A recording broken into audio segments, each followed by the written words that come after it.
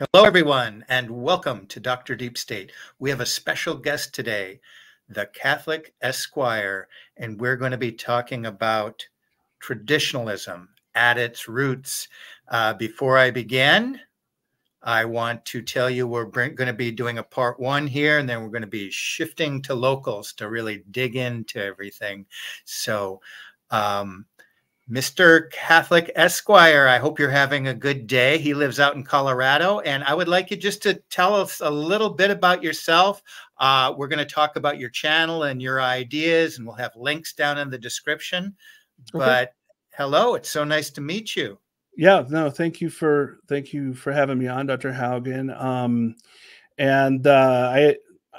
As we've talked about before, I am been a follower of your channel now for a while. I read your book, so it's great to be on with you to talk about my story a little bit, and happy to share what I've been working on lately on both my website, CatholicEsquire.org, and my YouTube channel. So I'm happy to get into it and just give you a little background about me, which might be useful because this is part of, I think, my experience and my story is very similar to that of many others, probably who listen to your channel. I know you are a convert. I am not a convert. I was a cradle Catholic. I was born to into a Catholic family, especially on my dad's side. My grandparents were Italian immigrants here. Although I'm a fourth generation Colorado native, so it's actually my great grandparents were immigrated to this country, Southern Italy, pretty hardcore Catholic. But by the time I was born after the Second Vatican Council. So me growing up in the 70s and 80s was entirely in this post-Vatican II, real non-traditional Catholic world, attending a lot of these mega parishes, the mega parishes in the suburbs here of Denver. And by that point, by the time I was old enough to even figure out what church was like or what it was, that Vatican II mindset, that Vatican II world had already set in. And I never knew anything else. But one of the things I like to talk about, and I think maybe others can relate to, is it's a really weird thing because when I was growing up, I knew my grandparents, they were still alive, and they lived on the other side of town. And over there, a lot of those old Catholic churches were there. And, it's the same way everywhere, I think, in these buildings. The older buildings, you could go in there and still see the high altars there. The old school confessionals were still there, the stained glass windows. You still had that feel to it, even in the 80s and 90s, although they would typically, some of them did totally reconstruct. They ripped out the altars. They ripped out the reredos behind the altar, all of those things. They ripped it out and replaced it, but a lot of them didn't. Sometimes they would just install the altar table, the Vatican II altar table. And so you still could experience sort of that traditional feel. And I remember thinking as a kid, I'm like, why is it that I go to one church on the other side of town and they're playing the guitars and the drums and the priest is up there telling jokes and everyone's laughing. And then you go over here and you see little old ladies praying their rosaries, and all this atmosphere was just totally different. And I remember as a little kid thinking about that, there was something not right about this. And why isn't this matching up, even though it's supposed to all be the same, the same faith? So it's interesting. So going back all that way, I knew there was something strange going on in the church. Couldn't put my finger on it. My grandfather, see, these are things, Dr. Haugen, you may not know because you're a convert, but we have, my grandfather would always, you get in a line at the Novus Ordo parish, and then you'll have a priest distributing Holy Communion in one line, and then the extraordinary minister in the other line. Well, my grandfather, he was a line cutter. So if he was on the wrong side, he'd cut in front of everybody else just so he could receive Holy Communion from the priest. He'd only receive on the tongue while everybody else is holding the hand. And I remember as a kid thinking about that. I'm like, why are you doing that?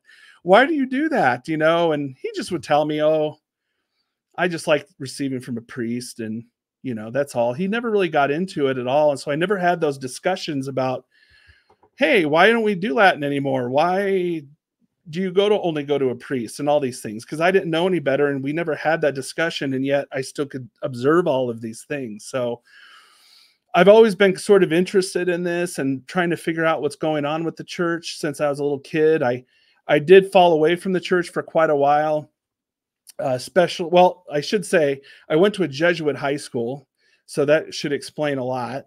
You know, the Jesuits are really a problem, and they still are to this day. They're actually very worse, and that's another topic. You know, Catholic schools and where to send your kids to school and stuff, but Jesuit schools are not useful if you're wanting to grow in your faith and put your kids in there to, you know, for the salvation of their souls. And sure enough, by the time I graduated high school, I had pretty much lost all my faith as far as that goes. I didn't go to church.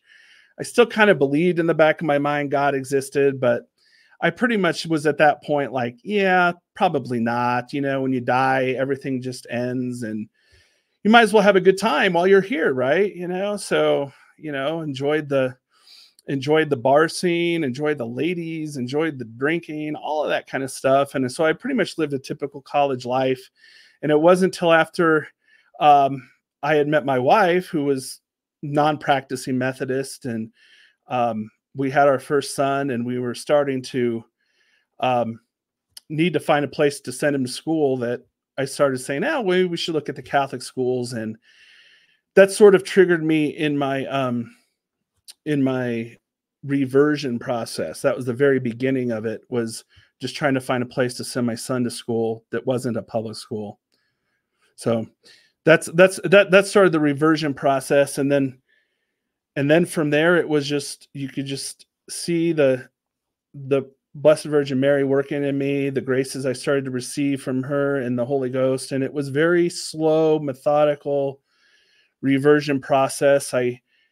When we ended up moving back to Colorado at that time, because that was in Illinois, the first church I went back to after having been out for like 10 years was this extremely liberal church. I mean, it's still there. It's a building. It's a round building. The pews are in a circular shape. It's very, very Protestant. They're at an incline, and there's a circular, and the priests and everybody there were extremely liberal, but I didn't know any better. And I had been baptized in my first communion, but when I was younger, but then I needed my confirmation. And so I went through the RCIA process there to get my confirmation when I was already back in Colorado. And so this would have been around 2008, just to give you a time reference. And it was pretty shocking, you know, and I just told myself at that point, well, I guess this is what the Catholic Church is all about now. I guess this is what they do. I still didn't know any better. When we moved to another parish because we put my kids into a different school. So then I started going, that parish was a little more conservative. So it wasn't quite as hippie, as I like to call it, and the hippie church. It wasn't quite as hippie. They had a little bit more reverence, but it was still your standard big suburban Novus Ordo parish. We moved homes, so I moved parishes again into even a little more conservative Novus Ordo parish. And that's when I really started studying the faith a lot more. I really got into Catholic Answers. That was really big for me. And I really got into the apologetics. I like that. That was right up my alley, because by that point in time, I had gone to law school. I had my law degree. I had been practicing law, and I just loved the intellectual part of that. And I love the idea of, you know, just talking with people about the faith and trying to convince them to become Catholic. And that was really a big deal for me. So I started buying all the Catholic Answers books. I still use some of them to this day. I mean, I read through them all. I listened to the show. Ordeal for me. I got involved in my Novus Ordo Parish there. I became an RCIA sponsor. I eventually became an RCIA instructor, and I was involved in other ministries, you know, because you always want to be involved in ministries. And so I was doing that, marriage prep, things like that. And then COVID-19 hit. And this is when everything started to change. Up to that point, I knew the traditional Latin Mass was out there, didn't know that much about it. We had a diocesan priest who was able to, and once in a while would celebrate a Latin Mass. I remember the first one I went to, it just was like completely foreign to me. I was like, what is going on here? I can't follow in the missal. I don't know what's happening here. This makes no sense. But by the time COVID hit, I have made some friends who started going to traditional Latin Mass, priests I know that will only say the traditional Latin Mass. And they said, hey, why don't you start going to the FSSP? You know, go to the FSSP, a traditional Latin Mass. It's about 25 minutes away. And at that point is when COVID hit. So all this was happening at the same time. Our parish just shut down. The priest was just like, we can't do masses anymore. One of the big issues for me too is because I was an RCIA instructor. This happened in the spring of 2020. And it was right at that time they were getting prepared for everybody to, as you know, probably get your sacraments at the Easter Vigil, right? And so all of this was happening, and they said, nope.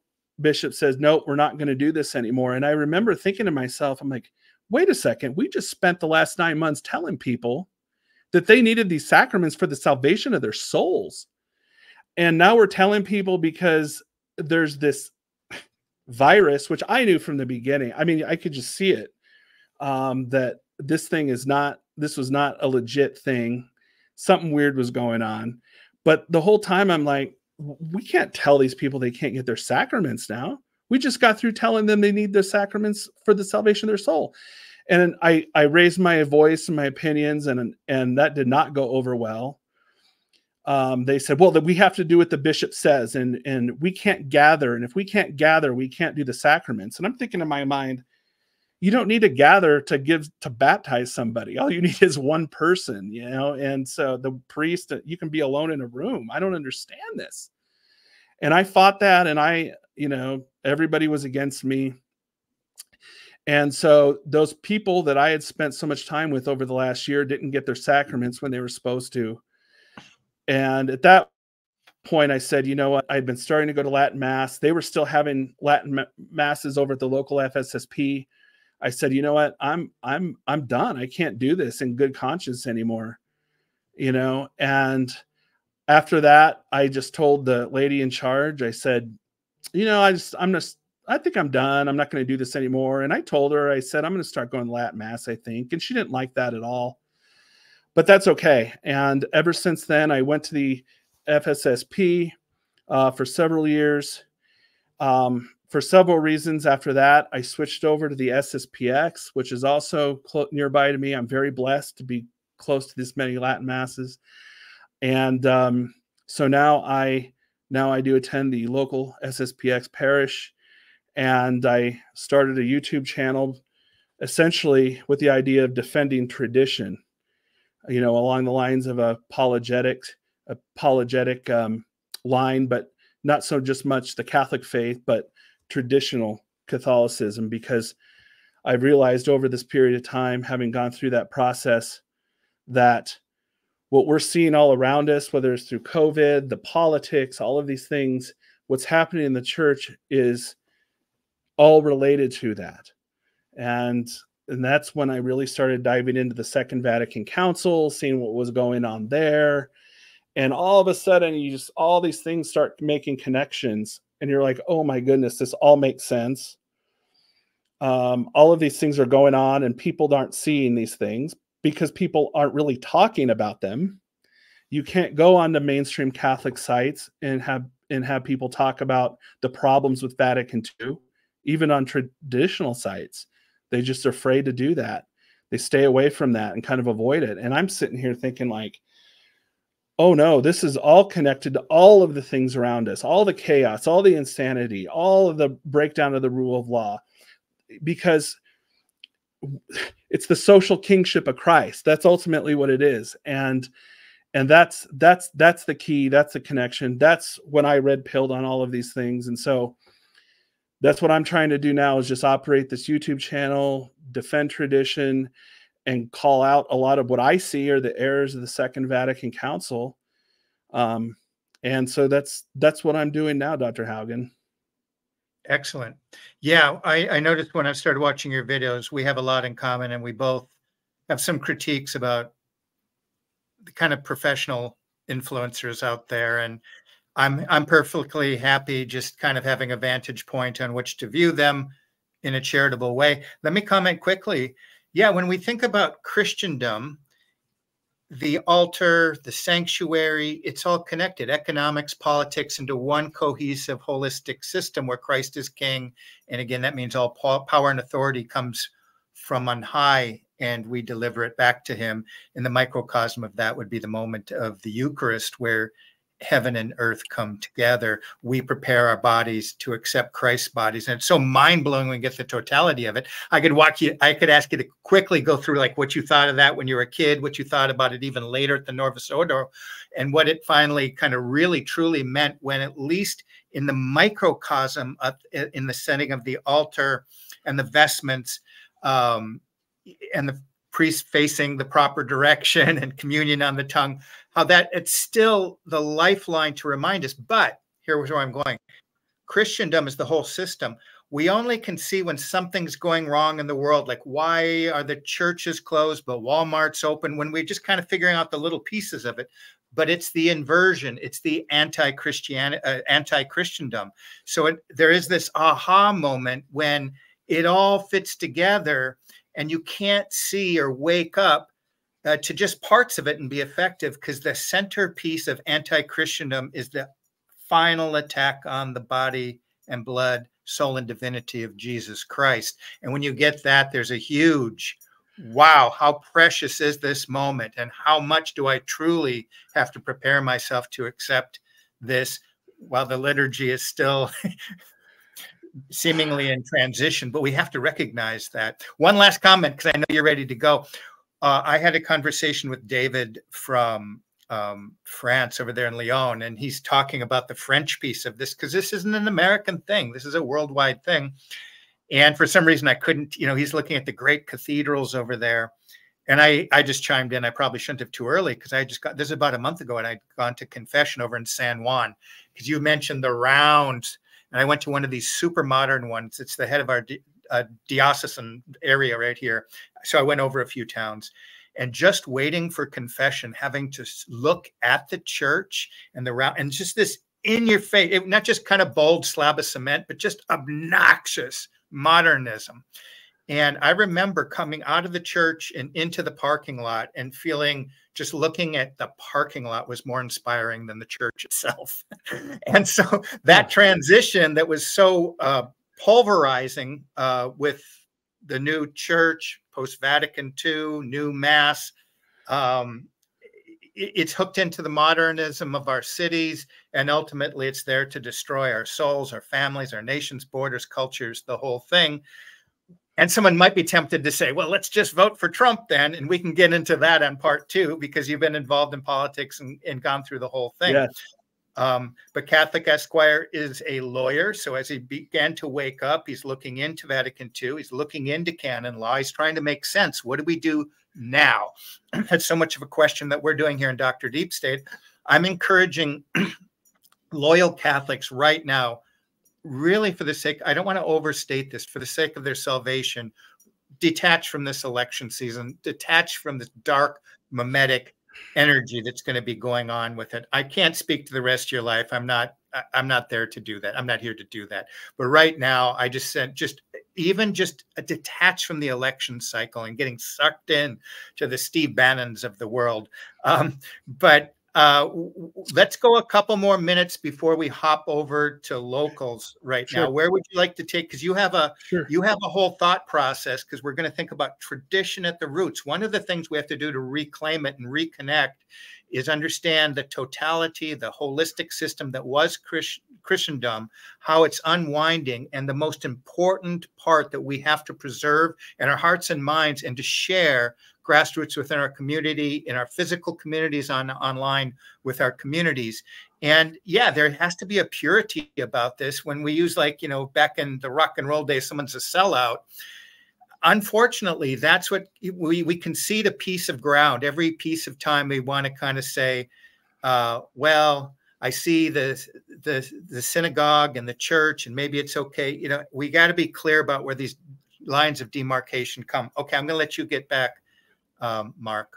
No, and well, one of the things I've learned, I mean, and this is just recently too, and I do, you're right, I have a background in politics, and maybe when we move over to locals, I can get into more detail about that. But I did learn a lot of things in that through that experience. And you know, one of the things is organizing people to achieve a goal, to accomplish a goal. And as I'm looking at what's going on here, what I see a lot of people I talk to personally, but just through online and things like that, people who watch my channel, is they keep saying, well, what are we supposed to do? I mean, they see what's going on in the Vatican, just complete, utter chaos. Every week is some new heresy, some crazy thing out of the Vatican. They're so confused what to do. I mean, isn't Francis the Pope? What are we supposed to do about that? I mean, aren't we supposed to be obedient? How do we deal with that? And then at the same time, these people are trying to lead lives, normal lives, and their secular governments are coming down on them so hard. They're being forced to accept all this crazy rainbow ideology in their schools and in their workplace, and they see the politics falling apart. I mean, we got the debate tonight. I mean, that's just going to be a train wreck. I mean, I mean, entertaining, but it's still going to be a train wreck. And it's like, so that's tonight. Biden and Trump are having a debate tonight. Yes. Oh, okay. You know, I teach this stuff. I should be pretend to be more. Yeah. I remember seeing the shots of, like, Trump making a comment that they're going to shoot him up full of something to get him out there. Oh, I know. That's the running joke, is like, what is Biden going to take? What is Trump going to take? I mean, they have to prop him up like Weekend at Bernie's. You know how that movie, Weekend at Bernie's? Oh, yeah. I make that reference. And everybody's wondering, how is Biden going to get through this thing? I mean, he can barely utter a he'll come out all grunt. I think there's a Biden with kind of like the plastic kind of that comes off or something too. Yeah. I try not to watch. Right. So all of these things going on, and my experience is people are just throwing their hands up and saying, I don't know what to do. I can't figure this out. I guess I'll just sit and watch my movies and worry about my own life and forget about it all. And I totally get it. I totally get that. And even other people in traditional world are saying, you know what, you just need to be quiet, stop worrying about the church, and pray and worry about your own soul. But I'm not willing to do that either, because I think that Catholics, in addition to prayer and fasting, obviously, I think we do have a duty to go out and defend the social kingship of Christ. I think we have a duty to do that. We have a duty to spread the gospel. We have to fight. Francis says, don't spread the gospel. Well, that's why we got to do the opposite. We need to spread the gospel.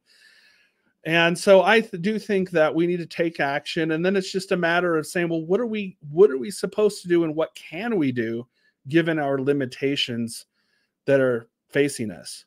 We have to go back to our roots, and that's what we're going to discuss. And one more important thing, one of the members of the synagogue that infiltrated the church revealed, and they do that, they revealed at the core, the objective here is they're going to invert the church. That means turn the church into an anti-church, at least within it. So through perception, everybody's a member of the anti-church within the true mystical body. So what's the key to doing that? And this is always the synagogue's key. They take your goodness and your charity and they use it against you. So the key is going to be, we will invert it through obedience, because we're asked to be obedient, but we're not asked to give a blind obedience. And so when Christ says, be wise as serpent and gentle as doves, it's also in reference to when he said, you know, go teach household. You tell them your story. If they don't like it, shake off the dust.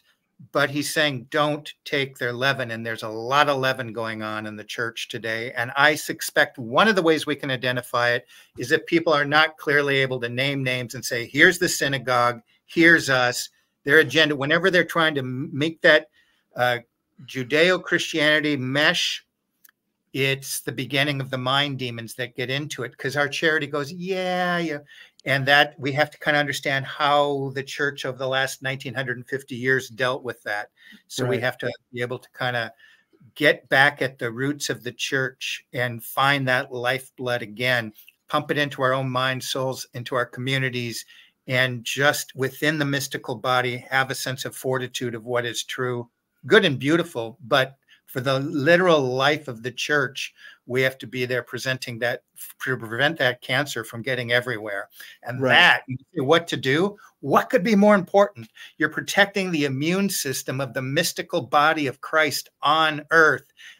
And you're thinking, oh, if I don't vote for Trump, what am I supposed to do? I just told you, I mean, what could be more important in the big picture of preserving the mystical body of Christ in the universe, in the cosmos, for all time? It's so. I think what we're going to do is we're going to hop over to locals and we're going to start getting into it. Do you have any last thoughts for the YouTube audience here, Mark? No, just please check out my website, catholicesquire.org. I have been doing a series on kind of breaking down some of the errors of Vatican II in more detail. It helps me get my mind straight on these things too, just by writing it. And then my YouTube channel, you can find me at Catholic Esquire on YouTube. And those will both be in the description section. And now we're going to kind of go into how we're going to think of that literal connective tissue here in our local communities online. And that's why locals is so perfect for this. So I encourage people to come on over to locals and check that out. But I will be back with you again tomorrow, YouTube. So I hope everybody's doing well, and we'll be checking out now.